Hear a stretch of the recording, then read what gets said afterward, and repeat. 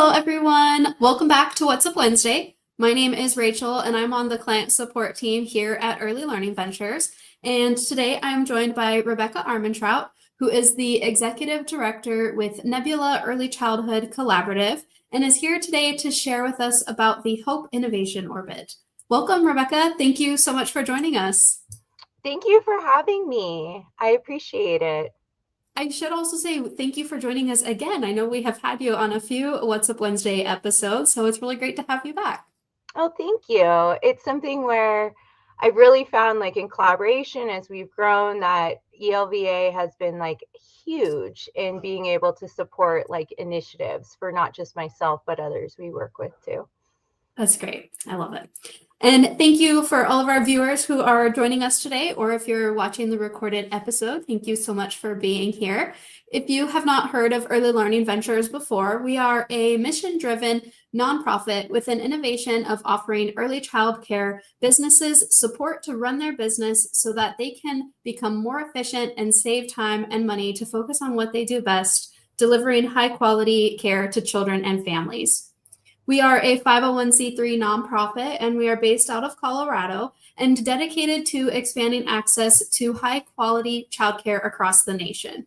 We focus our efforts on building the supply of childcare excellence by making it possible to operate a successful childcare business, offering distinguished services to children and families in a strengthened childcare market. I have links in the description of this video where you can go to our website to learn more about us and all of our various resources offered. You can also find the full playlist for these What's Up Wednesday episodes, and then find the links for more information that Rebecca shared with us today as well. All right, Rebecca, can you start us off by introducing yourself and just telling us a little bit about Nebula Early Childhood Collaborative? Absolutely. So I've been in the early childhood industry for about 21 years and really have worked in a lot of different roles. And it was actually in 2021 that Nebula started kind of out of the pandemic, knowing that our providers really needed some support in being able to meet their mission. As an early childhood coach at the time, I was really seeing that coaching was one piece, but being able to have the resilience to be able to meet those goals that we were setting forth, or being able to meet the needs of children, we really needed something to lay the foundation. And so Nebula was born, and we've kind of just stayed geared toward the positive protective factors. So that's what I'm here to share with you guys today. Great, thank you. And I know during COVID, difficult times for everybody, it was really challenging, but I love to see that so many great ideas have also bloomed and come out of that as well. That's also how What's Up Wednesday came to be, was during COVID, and as a way to bring everyone together when we were all so spread out and remote. And you know what? That's what I've really learned throughout time, is that every challenge that we have is a new opportunity. And sadly, we're starting to go through different challenges in the early childhood and the education sector, but we've learned so much. And to me, that's one of those foundational pieces too. Yeah. All right. Well, I know that you have some great slides to share with us today, so I'm going to start that presentation and tell us a little bit about the Hope Innovation Orbit. Absolutely. So this first slide is to just kind of orient people to what makes Nebula work as a big picture agency. And so a collaborative, I get people reaching out all the time about just what is a collaborative. And a collaborative is a little different than just coming together and having a network of people. It's really how we co-create, and we're able to innovate through co-creation. So whether it's people who are needing professional development, parents doing parent education, really each and every program that we foster, we have the individuals we serve at the center identifying those needs, and then bringing together partner agencies to really have meaningful conversations about where those entry points might be for the community that is requesting something.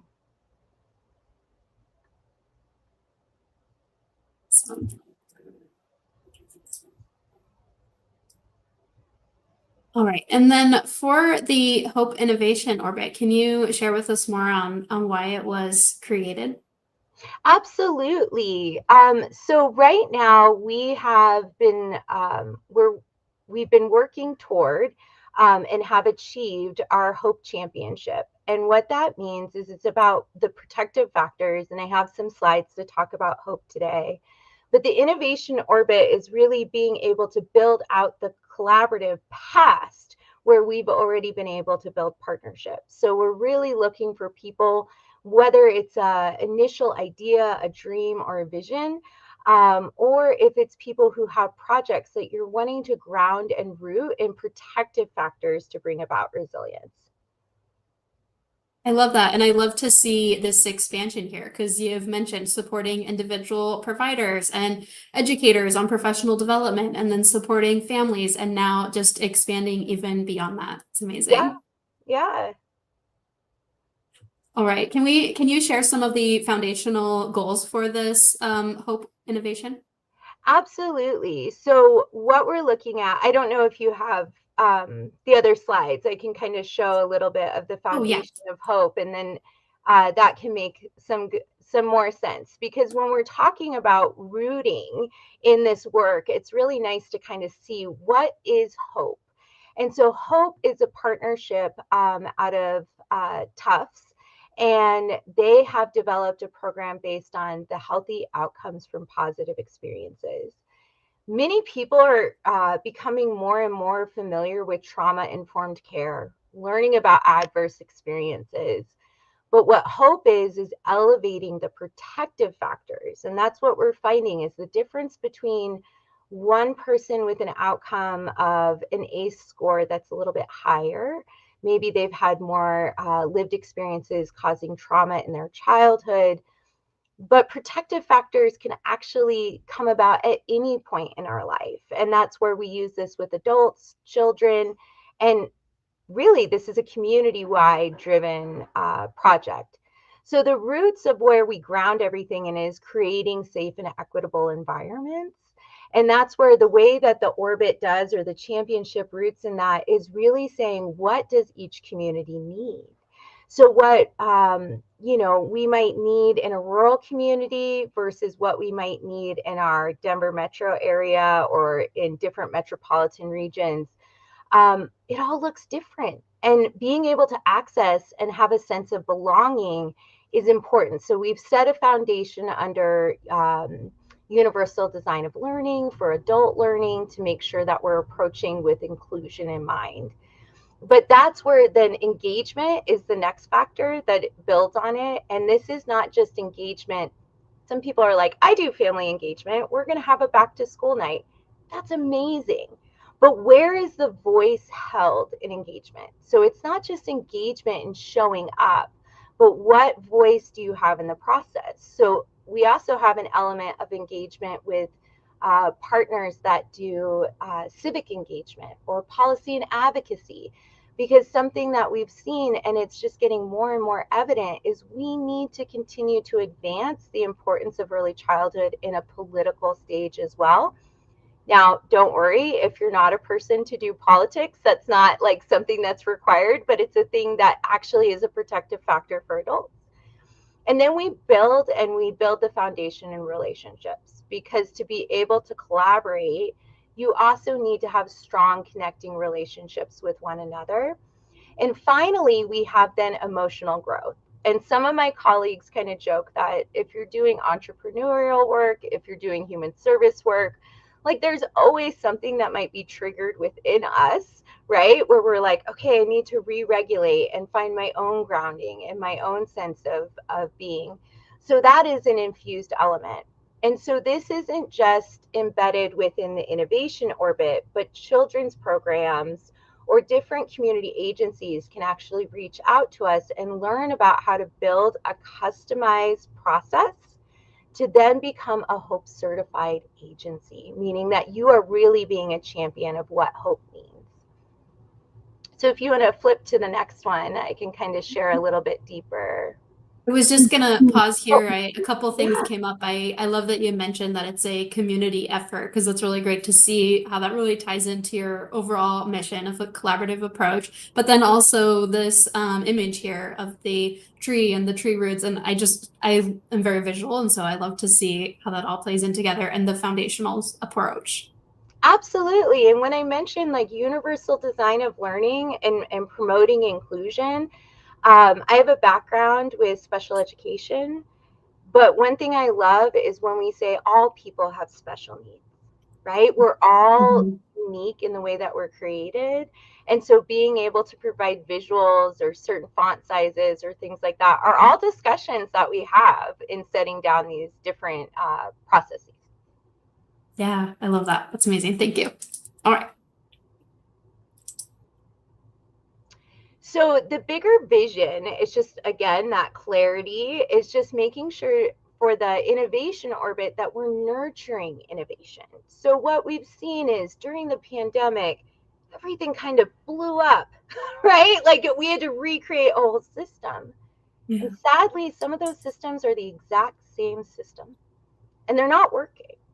And so, what I have witnessed through community planning and community organizing is that when we're all at the table and we support even somebody brand new to early childhood who says, I have an idea, and we honor it, it really elevates the ability to create a healing system, right? There are decision makers in some seats that haven't seen a classroom in decades. And that's okay. We need all players at the table, but we don't just need to do a listening session. We need to empower. And this is part of like, it increases earning potential for early childhood professionals. Some educators might still want to be in the classroom, but pass forward their learning on how they've been resilient, what they promoted for children. And so that's why we call it an innovation orbit, is to orbit together in gravity, to come together. We're able to be cheerleaders. And I'm one of those humans that's like, let's go fix the world, right? Every single issue, I'm like, yes, it's important. But what I've learned since we started is my best role is being the cheerleader of those that are out there championing change. So, what my role is in a lot of it, and our mentors are in a lot of it, is the cheerleaders that are providing the skills, the tools, the resources to make the vision a reality. And it's a walk alongside. There's no commitment as far as like, Nebula, we have people who contract directly with us, but we also have people who just are coming for information to grow their own piece. Um, so we also believe a lot in shared power. So shared power, we started with the collaborative table, and it's a round table. So we trade off regularly, and even as the innovation orbit evolves, in who facilitates, whose voice is represented. And what I have found is I'm not the head of the table. I learn from every single person. Like I've created the space for it to exist in, but it's like the thriving nature outside of that. That's great though. Everybody, like you said, everybody has a voice, and I love that it's everybody coming to the table to work collectively on what their strengths are or what their individual strengths are. And that's amazing. Right. So an example of like kind of the span that we have of people who've already engaged is we have people who are writing curriculum for classroom implementation around food and health, for children to develop healthy relationships with all of those pieces. We have other people who are saying, I want to do coaching in with parents, but also with providers and providing different bridges. We have people who speak other languages in order to engage and say, this is an element of my culture that I'd like to see represented in my community, and are just starting to define what that looks like. So everyone's in a very different space, but we're Yeah, all trying the foundationals to make something move forward that feels like hope. that's great. All right, I'll move to the next slide. So this is just to kind of give a visual too of the different buckets and ability to engage that we do currently, but I'm a creative thinker. If somebody's like, how could I make this happen? We can certainly always talk. I always say I'm an accessible human on this planet. Sometimes when we show up in interviews like this, or we're talking, at a conference, people are like, I can't just email that person or call that person. They'll never get back to me. And I'm like, you'd be surprised.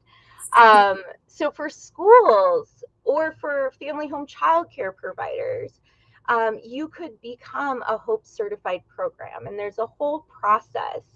And rather than this be, some people are used to like a Colorado Shines or a quality improvement rating system, because this is open nationwide. So you don't have to be in Colorado to receive the assistance for this. But we really do walk in alignment with quality, but each program defines what that looks like. We don't come with a checklist other than the tree I showed you and skills on how to be able to promote those. So in the areas of family, children, as well as policies. So something that a lot of early childhood programs struggle with is retention. Mhm.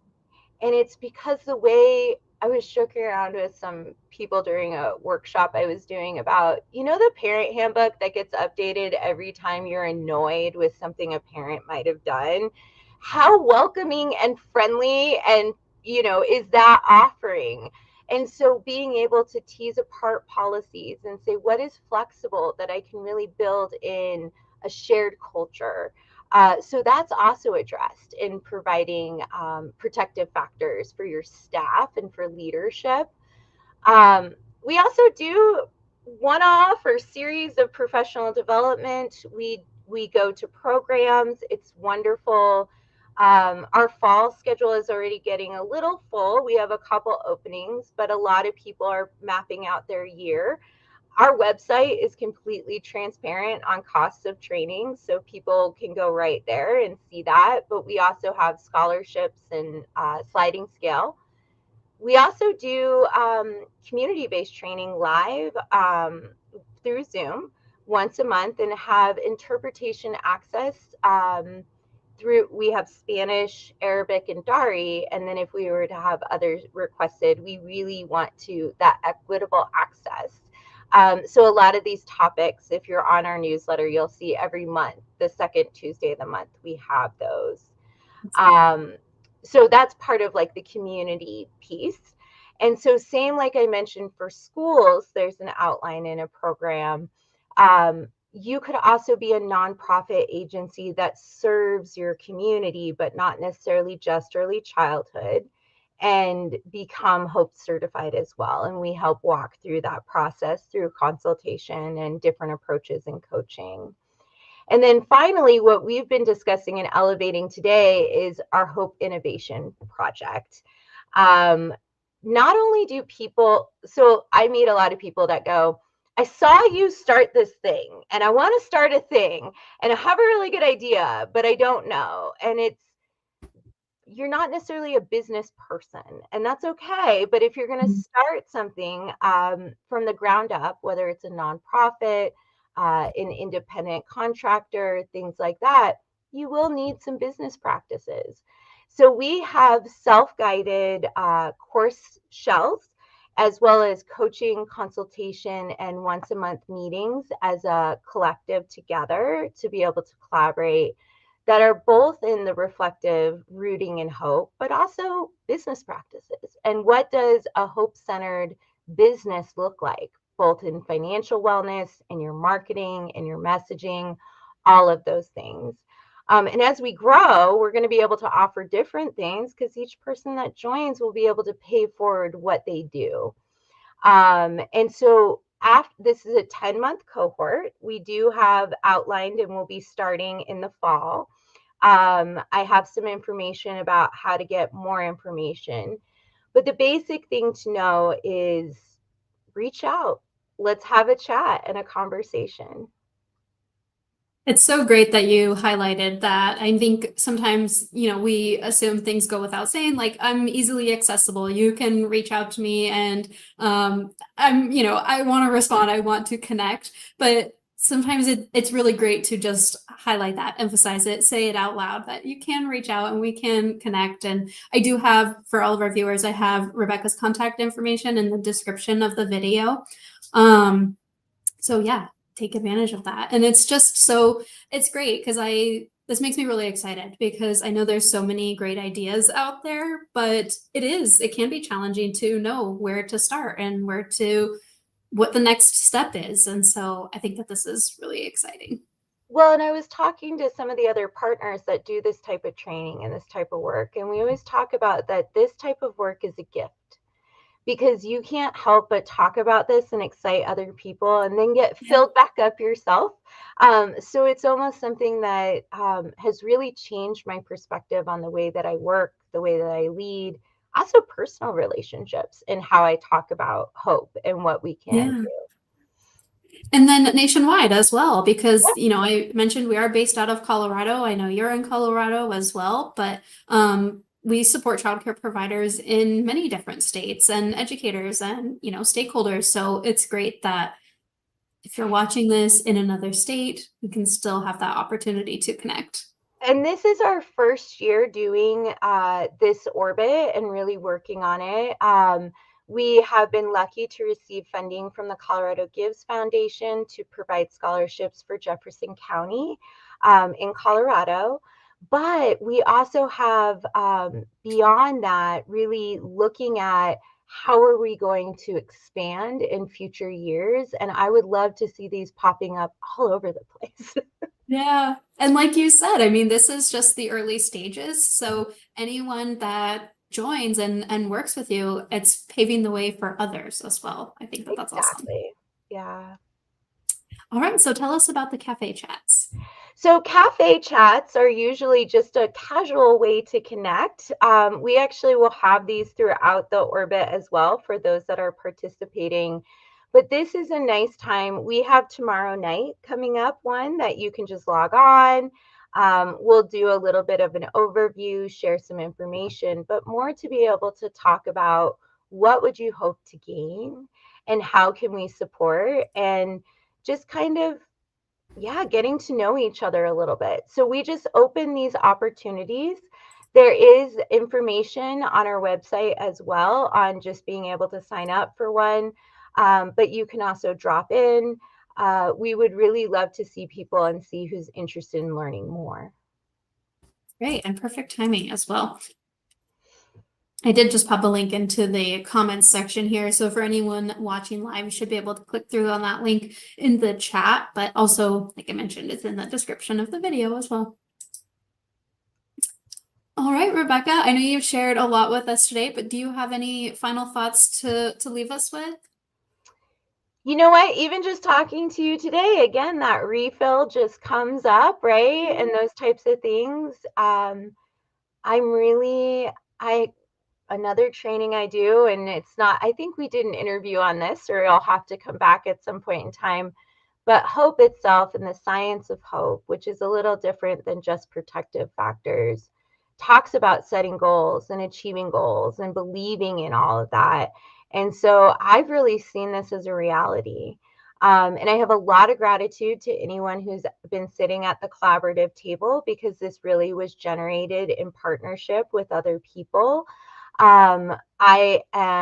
If you go to our website, you'll see under About Us, all of our collaborative table members who've been a part before. I want to actually offer a special thank you to Earthstar Coaching because they've been a huge partner in this development and this process. And that's part of the elevating of each other is we continue to be able to send out and share what each of us do. That's great. That's amazing. And I so appreciate you taking time to join us today and extend all of this information as well as the opportunity to reach out and connect further for all of our viewers. It's been really great. Well, thank you so much for the opportunity. Thank you everyone for joining us live here today. We hope that you have a great rest of your week and we will see you next time. Bye.